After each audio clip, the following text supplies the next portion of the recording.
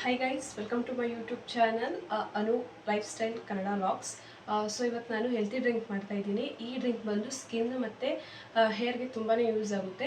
So ನಾನು ಏನೇನು ingredients ಹಾಕ್ಕೊಂಡು ಜ್ಯೂಸ್ ಮಾಡ್ತೀನಿ ಅಂತ ನೋಡೋಣ ಬನ್ನಿ. ಜಸ್ಟ್ 5 ಇಂಗ್ರೀಡಿಯೆಂಟ್ಸ್ ಅಷ್ಟೇ. ಬೀಟ್ರೂಟ್, ಕ್ಯಾರೋಟ್, ಪುದೀನ, ಮೆಣಸು ಮತ್ತು ಶುಂಠಿ. ಈ 5 ಇಂಗ್ರೀಡಿಯೆಂಟ್ಸ್ ಹಾಕ್ಕೊಂಡು ಒಂದು ಹೆಲ್ತಿಯಾಗಿರೋ ಸೂಪರ್ ಡ್ರಿಂಕ್ಸ್ನ ಮಾಡ್ತೀನಿ ಬನ್ನಿ. ನಾನು ಇವತ್ತು ತೊಗೊಂಡಿರೋದು ಜಸ್ಟ್ 3 ಕ್ಯಾರೆಟ್, ಜಸ್ಟ್ ಚಿಕ್ಕ ಚಿಕ್ಕದಾಗಿರೋದು, ಮತ್ತು ಒಂದು ಸ್ಮಾಲ್ ಬೀಟ್ರೂಟ್, ಮತ್ತು ಸ್ವಲ್ಪ ಶುಂಠಿ, ಒಂದು ಸ್ವಲ್ಪ ಪುದೀನ ತೊಗೊಂಡಿದ್ದೀನಿ. ಸೊ ಇದು ನಾನೊಂದು 2-3 ಡೇಸ್ಗೆ ಆಗೋಷ್ಟು ಮಾತ್ರನೇ ತೊಗೊಂಡಿದ್ದೀನಿ. ನಿಮಗೇನಾದರೂ ಬೇಕು ಅಂದರೆ ಈ ಕ್ಯಾರೆಟನ್ನು ಇನ್ನೂ ಸ್ವಲ್ಪ ಜಾಸ್ತಿ ಕ್ವಾಂಟಿಟಿಯಲ್ಲಿ ತೊಗೋಬೋದು, ಮತ್ತು ಬೀಟ್ರೂಟ್ ಕೂಡ ನೀವು ಸ್ವಲ್ಪ ಜಾಸ್ತಿನೇ ತೊಗೋಬೋದು. ಮೇಲಿರೋ ಸಿಪ್ಪೆನ ಎರ್ಕೋಬೇಕಾಗುತ್ತೆ, ಯಾಕಂದರೆ ಅದು ಸ್ವಲ್ಪ ಮಣ್ಣಾಗಲಿ ಸ್ವಲ್ಪ ಡಸ್ಟ್ ಏನಾದರೂ ಇದ್ದರೆ ಅದೆಲ್ಲ ಹೋಗುತ್ತೆ.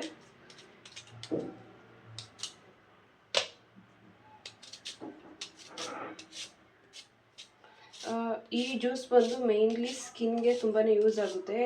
ಯಾಕೆ ಅಂತಂದರೆ ಕ್ಯಾರೆಟಲ್ಲಿ ಸ್ಕಿನ್ನ ಯಾವ ರೀತಿ ಮೇಂಟೈನ್ ಮಾಡಬೇಕು ಹೆಲ್ತಿಯಾಗಿ ಅಂತ ಅದರಲ್ಲಿರೋ ಬೇಕಾಗಿರೋ ಅಂಶಗಳು ಅದರಲ್ಲಿದ್ದಾವೆ. ಲೈಕ್ ಇದಕ್ಕೆ ನೀವು ಬೇಕಂದರೆ ಆ್ಯಪಲ್ ಕೂಡ ಯೂಸ್ ಮಾಡ್ಕೋಬೇಕಾಗುತ್ತೆ. ಆ್ಯಪಲ್ ಯೂಸ್ ಮಾಡಿಕೊಂಡ್ರೆ ABC ಜ್ಯೂಸ್ ಆಗುತ್ತೆ. A ಅಂದರೆ ಆ್ಯಪಲ್, B ಅಂದರೆ ಬೀಟ್ರೂಟ್, C ಅಂದರೆ ಕ್ಯಾರೆಟ್ ಜ್ಯೂಸ್ ಆಗುತ್ತೆ. ಸೊ ಇವತ್ತು ನಾನೇನು ಆ್ಯಪಲ್ನೇನು ಯೂಸ್ ಮಾಡ್ತಿಲ್ಲ. ಸೊ ಮನೇಲೇ ಇರೋಷ್ಟು ಕಮ್ಮಿ ಐಟಮ್ಸಲ್ಲಿ ಇಂಗ್ರೀಡಿಯೆಂಟ್ಸಲ್ಲಿ ಯಾವ ರೀತಿ ಜ್ಯೂಸ್ ಮಾಡೋದು ಅಂತ ನಾನು ನಿಮಗೆ ತೋರಿಸ್ಕೊಡ್ತಾ ಇರೋದು. ಸೊ ಬೀಟ್ರೂಟ್ ಬಂದು ಸ್ಕಿನ್ಗೆ ತುಂಬಾ ಯೂಸ್ ಆಗುತ್ತೆ. ಯಾಕಂದರೆ ಯಾವುದೇ ರೀತಿಯ ಅಲರ್ಜಿ ಆಗಲಿ, ಸಣ್ಣ ಪಿಂಪಲ್ಸ್ ಆಗಲಿ, ಯಾವುದೇ ರೀತಿ ಸ್ಕಿನ್ಗೆ ಏನು ಪ್ರಾಬ್ಲಮ್ ಆಗೋದಿಲ್ಲ ಕ್ಯಾರೆಟ್ ತಿನ್ನೋದ್ರಿಂದ. ಯಾಕಂದರೆ ಡಾಕ್ಟರೇ ಸಜೆಸ್ಟ್ ಮಾಡ್ತಾರೆ, ಏನಾದರೂ ಸ್ಕಿನ್ ರಿಲೇಟೆಡ್ ಆಗಿರೋ ಏನಾದರೂ ಡಿಸೀಸ್ ಬಂತು ಅಂದರೆ ಕ್ಯಾರೆಟ್ ತಿನ್ನಿ ಅಂತಲೇ ಹೇಳ್ತಾರೆ. ಬೀಟ್ರೂಟ್ ಬಂದು ನಮಗೆ ರಕ್ತ ಹೆಚ್ಚಾಗಿ ಮಾಡುತ್ತೆ. ಇದರಿಂದ ನಮ್ಮ ಸ್ಕಿನ್ನು ತುಂಬಾ ಗ್ಲೋ ಕಾಣುತ್ತೆ. ಸೊ ಅದರಿಂದ ಬೀಟ್ರೂಟ್ನ ಹಂಗೆ ಕೆಲವೊಬ್ರು ತಿನ್ನೋದಿಲ್ಲ, ಅದೊಂಥರ ಹಸಿ ಅನಿಸುತ್ತೆ ಅಂತ ತಿನ್ನಲ್ಲ. ಸೊ ನಾವು ಈ ರೀತಿ ಜ್ಯೂಸ್ ಮಾಡ್ಕೊಂಡು ಕುಡಿಯೋದ್ರಿಂದ ತುಂಬಾ ಆರೋಗ್ಯಕ್ಕೆ ಒಳ್ಳೆಯದಾಗುತ್ತೆ.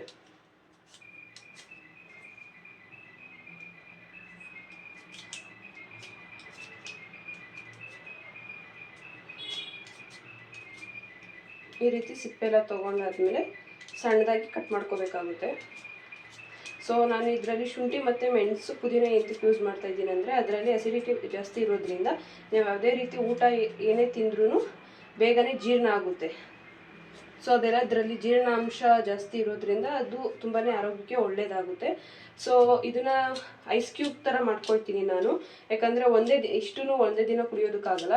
ಲೈಕ್ ಇದನ್ನೆಲ್ಲ ಕಟ್ ಮಾಡಿ ಗ್ರೈಂಡ್ ಮಾಡಿ ಸೋಸ್ಕೊಂಡು ಐಸ್ ಕ್ಯೂಬ್ಗೆ ಹಾಕ್ಕೊಂಡು ಒಂದೊಂದು ಐಸ್ ಕ್ಯೂಬ್ನ ಬಿಸಿನೀರಲ್ಲಿ ಹಾಕ್ಕೊಂಡು ಎವ್ರಿ ಡೇ ಮಾರ್ನಿಂಗ್ ಕುಡಿಯೋದ್ರಿಂದ ಸ್ಕಿನ್ ತುಂಬಾ ಸಖತ್ತಾಗಿರುತ್ತೆ.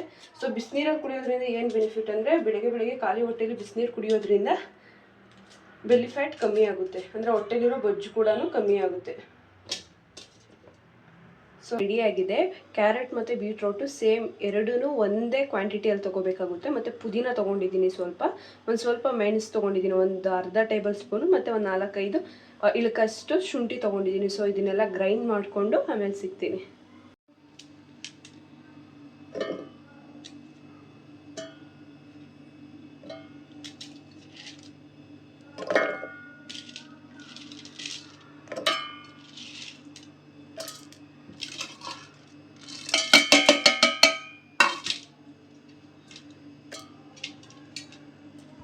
ಇದಕ್ಕೆ ಸ್ವಲ್ಪ ನೀರು ಹಾಕೋಬೇಕಾಗುತ್ತೆ, ಜಾಸ್ತಿ ಏನು ಹಾಕೋಬಾರ್ದು, ಸ್ವಲ್ಪ ನೀರು ಹಾಕೋಬೇಕಾಗುತ್ತೆ.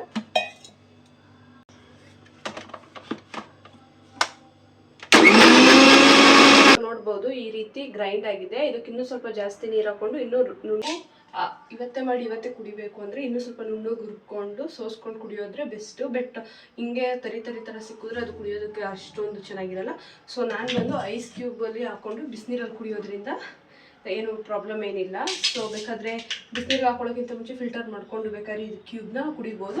ಸೊ ಇವಾಗ ನಾನು ಯಾವುದೇ ರೀತಿ ಫಿಲ್ಟರ್ ಏನು ಮಾಡ್ತಿಲ್ಲ, ಮಾಡೋದ್ರಿಂದನೂ ಸುಮ್ಮನೆ ವೇಸ್ಟ್ ಆಗುತ್ತೆ. ನಾವೇನು ಹಾಕಿ ರುಬ್ಬಿರ್ತೀವಿ ಅದೇ ಎಲ್ಲ ಸೋಸ್ಕೊಂಡ್ರೆ ಸ್ವಲ್ಪ ಮಾತ್ರ ನೀರು ಥರ ಸಿಗುತ್ತೆ, ಅದರಿಂದ ಏನು ಯೂಸ್ ಆಗಲ್ಲ. ಸೊ ನಾನು ಅದೇ ಹಂಗೇ ಹಾಕ್ಕೊಳ್ತಾ ಇದ್ದೀನಿ. ಈ ರೀತಿ ಕ್ಯೂಬ್ಗಳಿಗೆ ಹಾಕ್ಕೊಂಡು ಇಟ್ಕೊಂಡ್ರೆ ಒಂದು ಡೈಲಿ ಮಾಡೋ ಅವಶ್ಯಕತೆ ಇರಲ್ಲ. ಒಂದು 4-5 ಡೇಸ್ ಇಲ್ಲ 1 ವೀಕ್ಲಿ ಒನ್ಸ್ ಕೂಡ ಮಾಡಿ ಇಟ್ಕೋಬೋದು.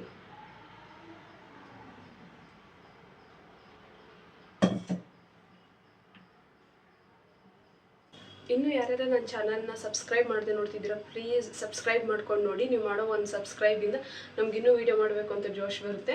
ಆ್ಯಂಡ್ ಮತ್ತು ನಿಮಗೆಲ್ಲ ಇನ್ನೂ ಯಾವ ರೀತಿ ವೀಡಿಯೋ ಬೇಕು ಅಂತ ಕಮೆಂಟ್ ಸೆಕ್ಷನಲ್ಲಿ ಕಮೆಂಟ್ ಮಾಡಿ. ಸೊ ಇನ್ನು ಮುಂದೆ ಅದೇ ರೀತಿ ವೀಡಿಯೋ ಮಾಡ್ತೀನಿ.